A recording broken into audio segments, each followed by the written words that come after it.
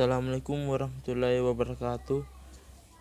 Perkenalkan, nama saya Wahyudin Alamsyah dari kelas 3A2 dengan NIM 19612010044, jurusan manajemen dari Fakultas Ekonomi dan Bisnis Universitas Muslim Maros.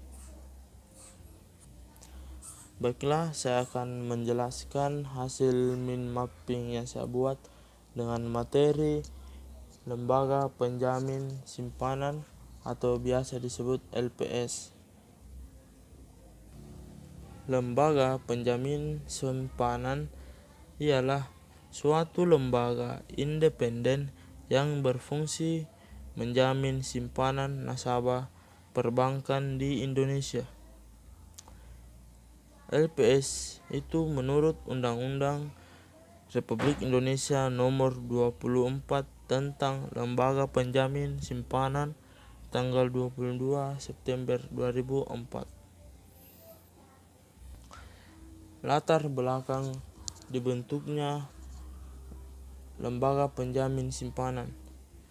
Pada masa krisis yang melanda Indonesia pada tahun 1997 membuat banyak bank yang mengalami kesulitan keuangan, sehingga pemerintah pun dengan kebijakannya menyatakan akan membubarkan sebagian bank dengan tujuan untuk menyehatkan sektor perbankan di Indonesia.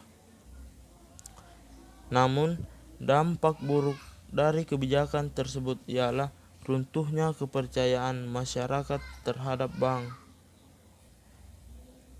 Untuk menangani masalah tersebut, pemerintah melakukan program penjaminan penuh sebagai salah satu cara memulihkan kepercayaan masyarakat terhadap bank.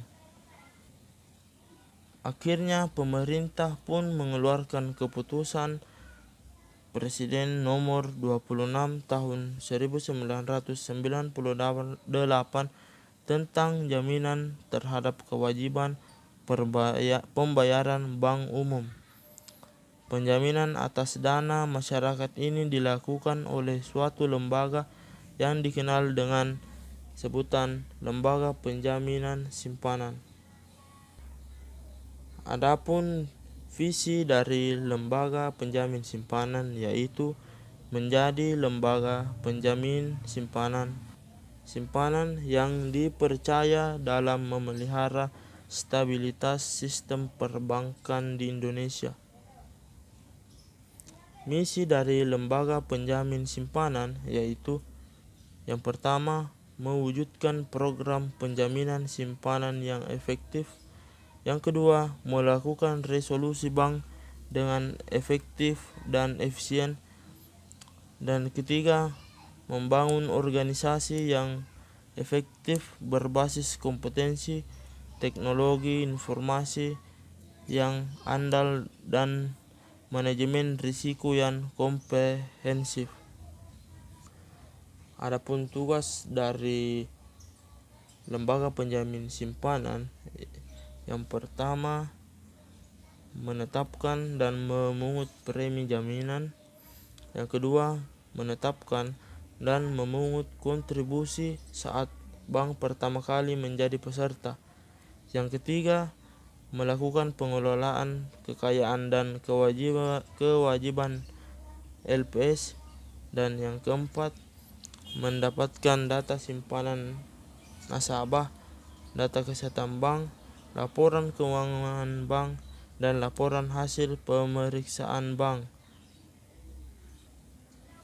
Fungsi Lembaga Penjamin Simpanan yaitu 1. Merumuskan dan menetapkan kebijakan pelaksanaan penjaminan simpanan. Dan yang kedua, melaksanakan kegiatan penjamin simpanan. Lembaga Penjamin Simpanan juga berfungsi untuk turut aktif dalam memelihara stabilitas sistem perbankan sesuai dengan kewenangan dari LPS itu sendiri. Adapun wewenang dari lembaga penjamin simpanan, yaitu yang pertama, menetapkan dan memungut premi penjamin. Yang kedua, pembayaran klaim. Yang ketiga, melakukan penyuluhan kepada bank dan masyarakat tentang penjaminan simpanan. Yang keempat, menjatuhkan sanksi administratif.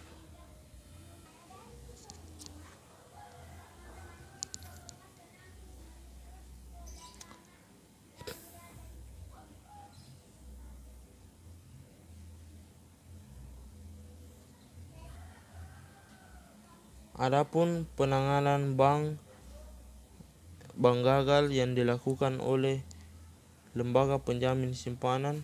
Yang pertama, penanganan bank yang tidak berdampak sistemik.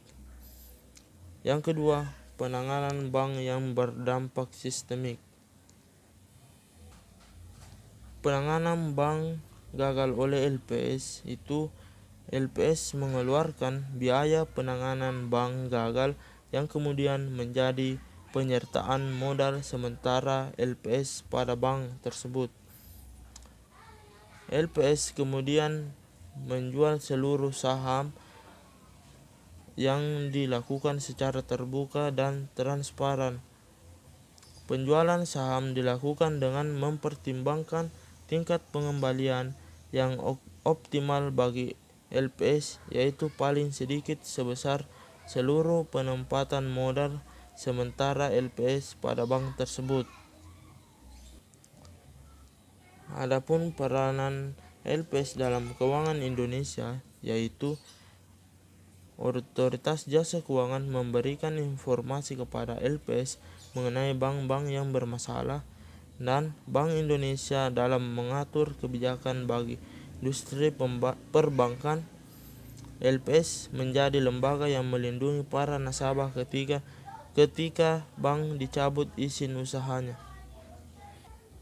Dapat menarik kesimpulan bahwa lembaga penjamin simpanan ialah suatu lembaga independen yang berfungsi menjamin simpanan nasabah perbankan di Indonesia, yang salah satunya adalah menangani bank yang gagal dengan melihat dari dampak yang muncul akibat kegagalan bank tersebut. Sekianlah hasil penjelasan materi dari mind mapping saya. Semoga bermanfaat. Mohon maaf bila ada salah kata dan kesalahan pada saat penjelasan materi. Sekian dari saya. Wassalamualaikum warahmatullahi wabarakatuh.